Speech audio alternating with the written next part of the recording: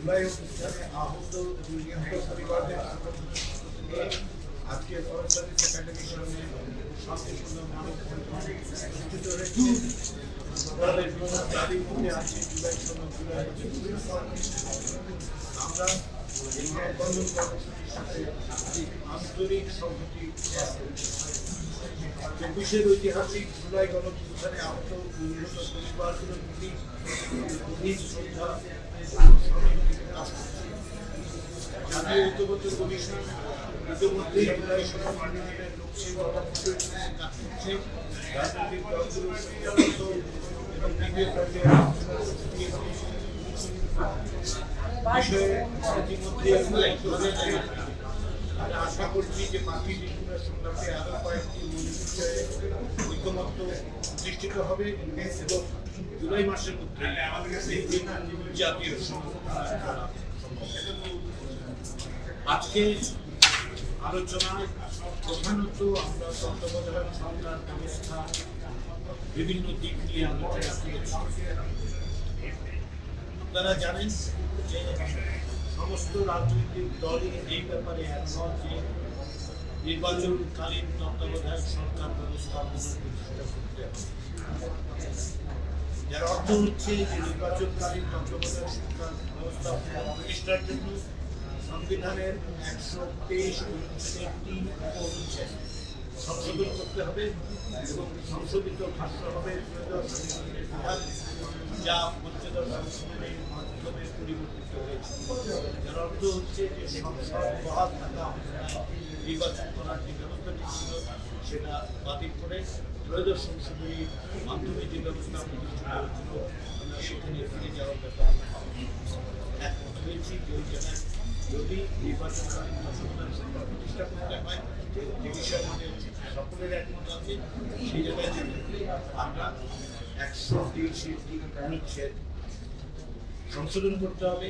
ত্রয়োদশ সংশোধনের মধ্যে দিয়ে যে ব্যবস্থা তৈরি করা হয়েছিল সেখানে ফিরে যেতে হবে। আজকে নির্বাচনকালীন তত্ত্বাবধায়ক সরকার নিয়ে দীর্ঘ আলোচনা হয়েছে। দিনের অধিকাংশ সময় নির্বাচনকালীন তত্ত্বাবধায়ক সরকার গঠন প্রক্রিয়ার বিষয়টি বিশেষ তত্ত্বাবধায়ক সরকারের প্রধান অর্থাৎ প্রধান উপদেষ্টা নিয়োগের বিষয়টাই আলোচিত হয়েছে। বিভিন্ন রকম প্রস্তাব ছিল। আমরা সর্বশেষ রাজনৈতিক দলগুলোর কাছ থেকে প্রস্তাব চেয়েছিলাম, সেই চারটি রাজনৈতিক দলের কাছ থেকে আমরা প্রস্তাব পেয়েছিলাম। বাংলাদেশ জাতীয়তাবাদী দল, ন্যাশনাল সিটিজেন্স পার্টি এবং জামায়াতে ইসলামী কমিশন ওই প্রস্তাবগুলির থেকে আজ সকালে একটি সংশোধিত প্রস্তাব হাজির করে। অধিকাংশ দল মনে করেছে যে এই সংশোধিত প্রস্তাবের মধ্যে গত কয়েকদিনের আলোচনার বিষয়গুলো প্রতিফলিত হয়েছে। একই সঙ্গে রাজনৈতিক দলগুলোর পক্ষ থেকে যেসব প্রস্তাবের সমন্বিত করার সম্ভব হবে তারই প্রেক্ষাপটে বিভিন্ন রকম আলোচনার মধ্যে দিয়ে কিছু সংশোধন সংযোজনের প্রস্তুত ওঠে এবং সেই লক্ষ্যে সেই আলোচনার প্রেক্ষিতেই কমিশন মাঝামাঝি সময়ে আবারও বৈঠক করেছেন। বৈঠক করে একটি সংশোধিত সমন্বিত প্রস্তাব উপস্থাপন করেছে। এই প্রস্তাবটিতে বিস্তারিতভাবে প্রধান উপদেষ্টা নিয়োগের পদ্ধতি বলা হয়েছে। এই প্রস্তাবের অধিকাংশ বিষয়ে দলগুলো একমত হয়েছে। এই প্রস্তাবের একটি লিখিত ভাষ্য তৈরি করা হয়েছে এবং বিষয়টির গুরুত্ব বিবেচনা করে ওই লিখিত প্রস্তাব রাজনৈতিক দলের প্রতিনিধিদের কাছে দেওয়া হয়েছে। তারা ওই খসড়া প্রস্তাবটি নিয়ে দলগতভাবে আলোচনা করে আগামীকাল আমাদেরকে মতামত জানাবেন। তারই পরিপ্রেক্ষিতে আমরা আশা করছি পরশুদিন আমরা এই বিষয়ে আমাদের কমিশনের অবস্থান বা একমত হওয়ার জায়গাটা বলতে পারব।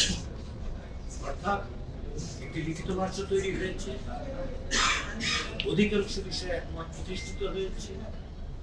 এখন লিখিত ভাষ্যের কিছু খুঁটিনাটি দিক নিয়ে দলগুলো নিজস্বভাবে আলোচনা করে সামান্য পরিবর্তনের প্রস্তাব যদি দেন আগামীকাল আমরা অনুরোধ করছি লিখিতভাবে দিতে, যাতে করে আমরা প্রস্তুতি জেনে আসতে।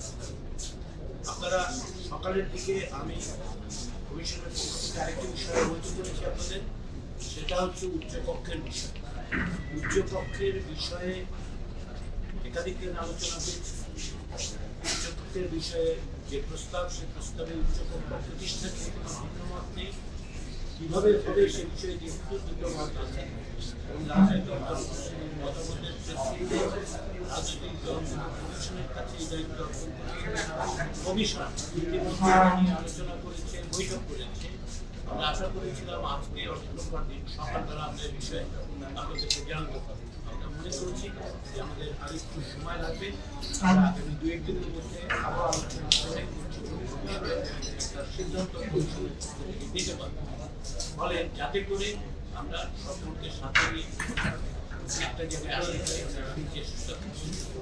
আমরা আশা করছি এই প্রক্রিয়া অব্যাহত থাকলে আমরা জুলাই মাসের শেষ নাগাদ একটি জাতীয় সংসদ তৈরি করতে পারব।